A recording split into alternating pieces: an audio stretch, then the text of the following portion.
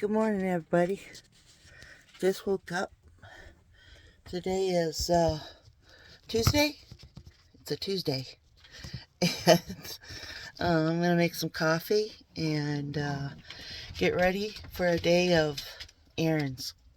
I got errands to do today. So, laundry, groceries, stuff like that. It's all written down, so I don't have to remember. Anyway, I'm going to make some coffee. So if you want to hang out, you certainly are welcome to hang out. All right.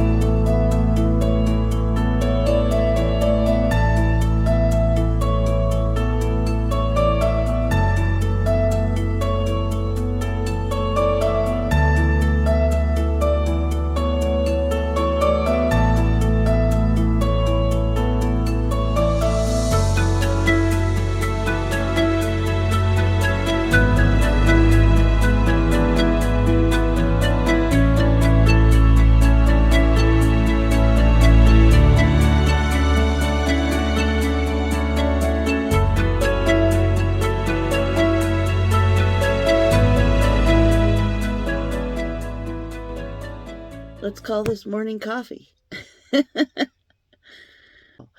My name's Lisa Peterson. I've gone by the name Pete's for I don't know how long. My earliest consciousness of friends and school, it's been Pete. So I don't know when it started, but I've always kind of been Pete. And I've been Pete until I went off to college in 1982. I graduated high school.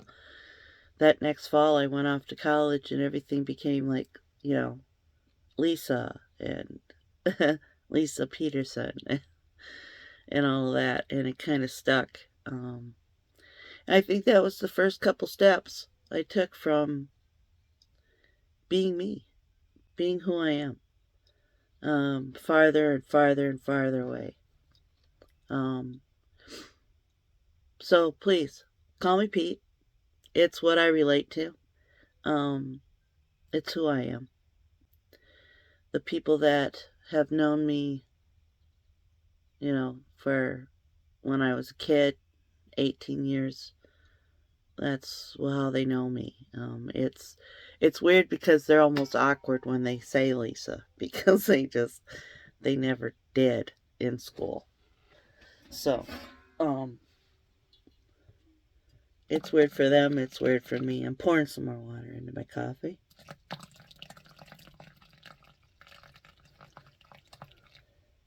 Let's see how we're doing in here. Oh yeah, that'll make a cup. A full cup. Let's see, what else? What else do you guys want to know? I'm the youngest of 11 kids. My mom and dad. My dad had 11 kids. My mom had 8. Yes. 11. 8 kids. My mom had 8 kids. My mom and dad, they met when mom was 21. And dad had been married already once before, had 2 boys and a girl, and lost his wife um, during pregnancy or during delivery of my sister Margie Lou. And so those three, they lost their mom that day. But they gained a mom. And it's something that most of them have struggled with most of their lives. But anyway, I digress. I'm the 11th of my father and 8th of my mother. So when they got married, the boys, two of my brothers and my sister was a baby. My sister was a tiny baby. It was 1946, and from what I understand, their mom, whose name was Lucille, her parents stepped in and basically said that they would raise Margie Lou, and that Dad, in 1946, you take the boys, and but he didn't have much business raising a little girl. And besides that, their name was Walker, last name was Walker, and they just lost their daughter, who had just had this baby girl. So there might have been some of that too, holding on and dealing with the loss of their child by raising their child's child. So they got a lot of baggage about it. So does some of my older siblings, because they all had to deal with the understanding that there was others. I've never had a problem with that. That's not quite true. When I was 10, I believe, 7, one of my sisters got married, and my oldest sister, Margie Lou, came to the wedding. And we were out on the back patio, and me and Margie. And everybody else was in the house doing stuff. And she asked me, you know who I am, don't you? And I said, yeah, you're my Aunt Margie. And she said, I'm not your aunt, I'm your sister. I'm telling you what, I was blown away by that. I thought Dad had a whole nother family. I did. I thought, I jumped to all the wrong conclusions like kids do. And I thought he had a whole nother wife and a whole nother family and a whole nother this and that. And so I was a little mad at him for probably the rest of that summer, just going, ah. And anyway, I got over it. And it was fine with me. It wasn't the fact that that she was my sister and I didn't want her to be my sister. That wasn't the point. Very loving person. The point was, that there was other kids that I didn't know, other sisters, brothers. Well, it turned out that there was one sister that I did not, really know that much detail about at that age. But I've always, from that point on, I've always considered her a sister. I've always said 11 kids, because if you look back in history, they usually follow the male. And so all of the strife about theirs and them and us and all of that stuff never landed on me. I never had a problem. It was already a big crowd. What's another one? And besides that, she looked like us, and she still does and talks like us, even though. So anyway, I'm the youngest of 11 kids. There's so much more stories that I have to share about all that. And, as we spend time together, the more you're going to get to know me. And, hopefully you'll, leave a comment down below and let me know how many sisters and brothers you guys have. And, let me know what's going on with you too. Or if you have any questions about it, just use the comments below and type me a comment and I'll answer you. So, Anyway, I'm an artist, full time. I've been an artist, I think, for most of my life. My mom kept coloring books of mine that I did as a little kid. I loved to color.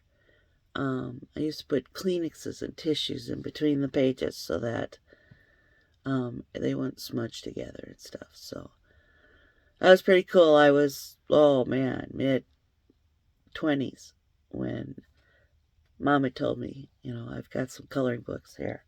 What do you want me to do with these?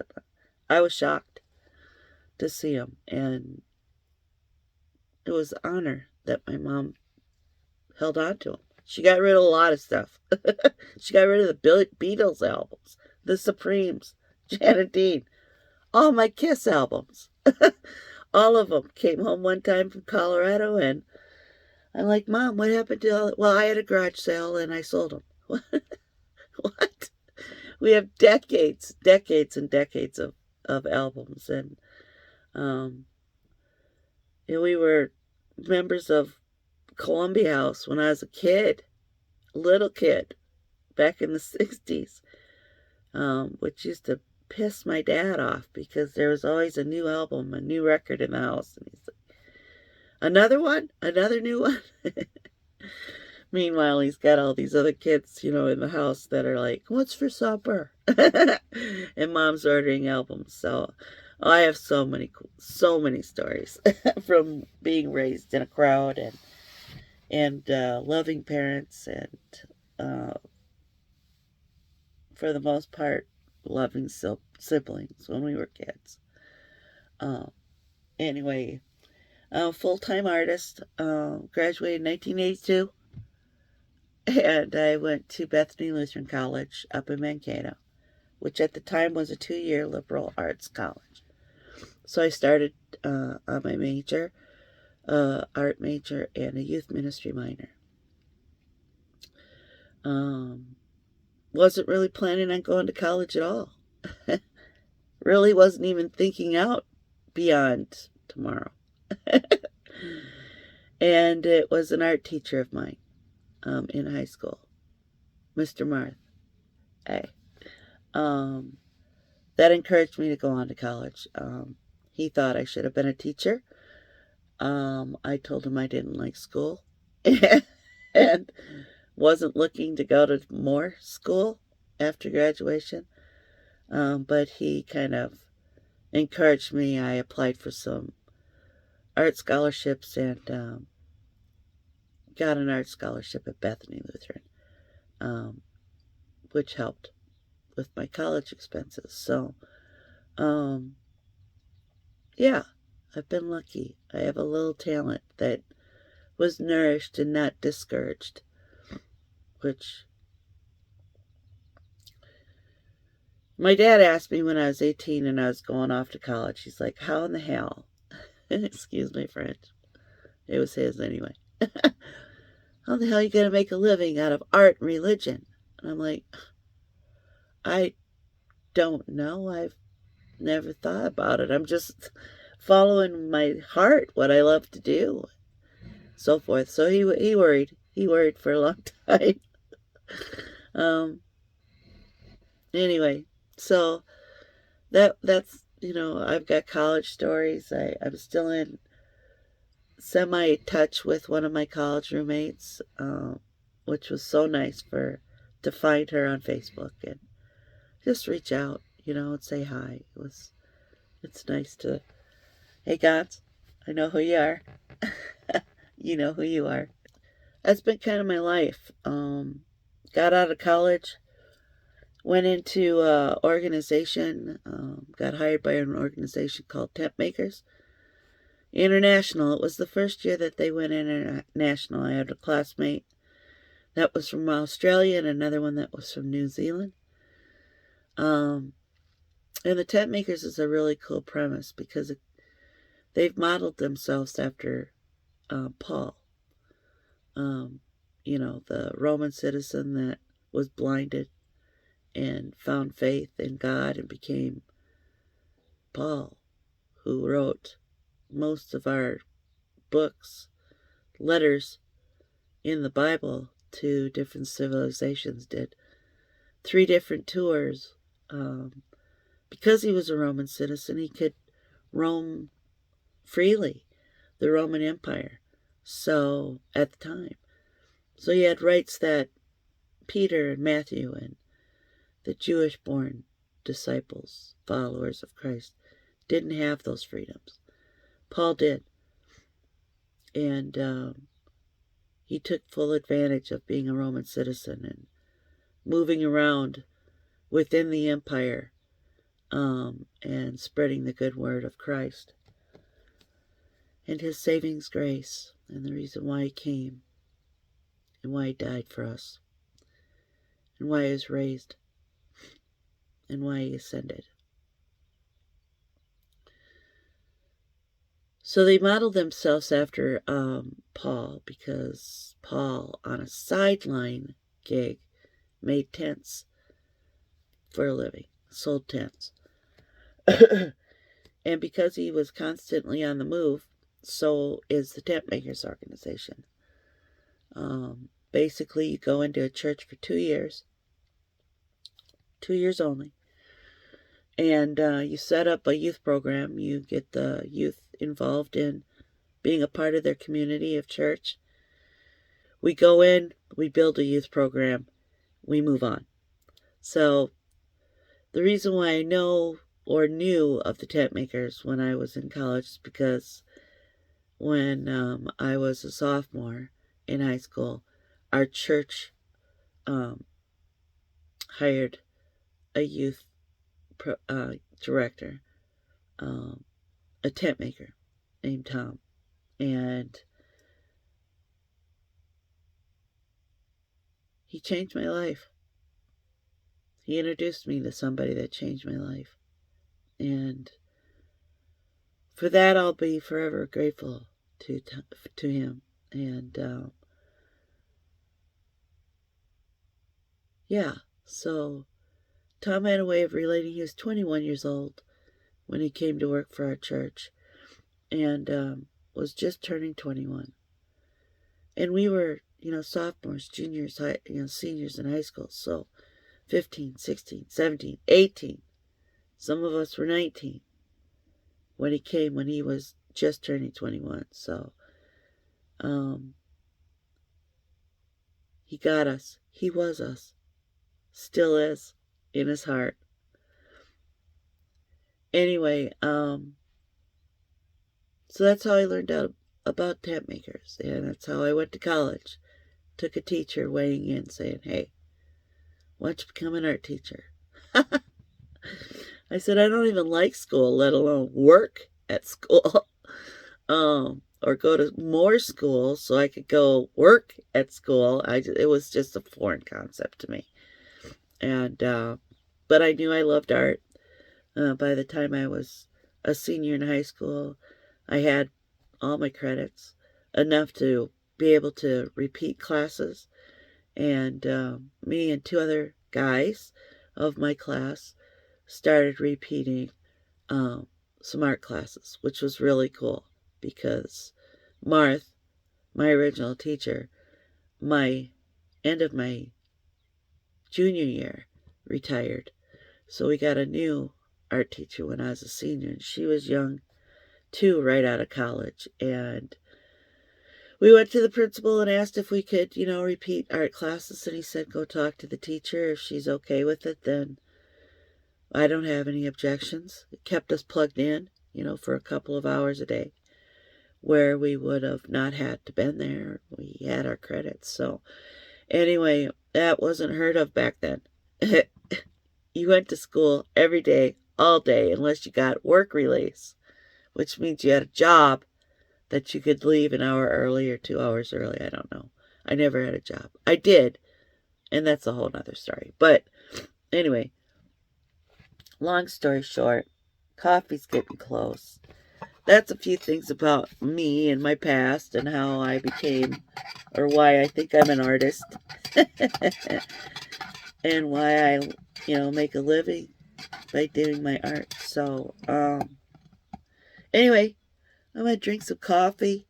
We've got a full day ahead of us. I've got errands to do. I've got to run into town today. Just stir these grounds up so the water could pass through. And I'm going to have some coffee, drink some coffee, and we'll be on our way. So, beautiful day outside. Look, sun shining. And don't judge me. Don't judge me. It's morning for me. I didn't go to bed till, well, the sun was up. Let's say that. So, whenever sunrise is, plus a little bit.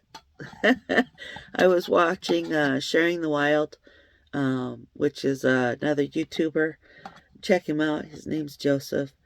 I love that boy. I do. I love that boy. Sharing the Wild. I'll put a link down to him so that you can find him. Go back a ways and watch some of his. He's a cool guy, man. He forages and he fishes, and the guy knows stuff that I can only hope to know. And following his footsteps, I've learned a lot by watching him. Not only just that stuff, but just human being stuff. Watch him. You'll know what I'm talking about. Guy's got a good soul. That whole group does. They're good friends on YouTube. They found each other because of YouTube. They're BC, British Columbia, Canada people. Emmy and Chrome and Joseph and Freddie Bear. I haven't met any of these guys. None of them in person.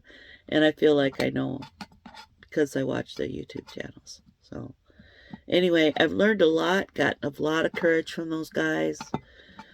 Gotten a lot of it can be done. And besides that, the freedom and the knowledge and just living. So anyway, I'm going to put all their links. All their links. Go take a look. You'll see why I'm a crazy person as I am now and think that I could do the things that I could do because, well, believe it or not, there's people out there that are doing just that. And I don't have to know everything. I just have to be wise enough to know that I don't have to know everything. And to rely on those around me.